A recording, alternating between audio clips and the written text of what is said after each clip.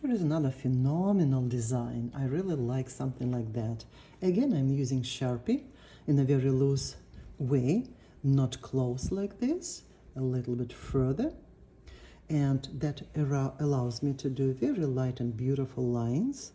Then I add some sort of leaves.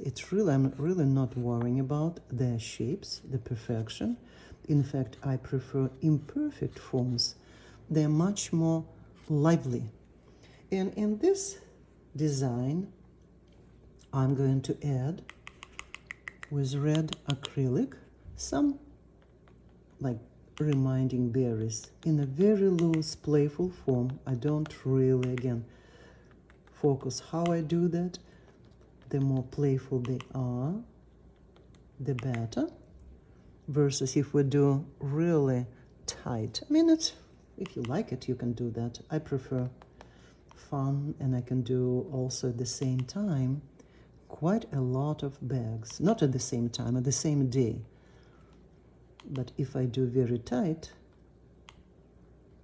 then it will be very time consuming. So here is our design, and I left intentionally this ornament. So I'll just show you. I'm using flat brush. This is the first time I'm using flat brush. Usually we're using in majority of our design this round brush, and just fill the space like this and leave it dry. Then if I feel it's a little bit too pale, I can add another layer of white. Like this one, it's dry, so I can add a little bit more white acrylic. And I also left intentionally those, so I can show you fun, pushing a little bit brush gently like this. This one I just absolutely love when brush is actually doing all the job for me. I'm just landing it where I want it land. That's all.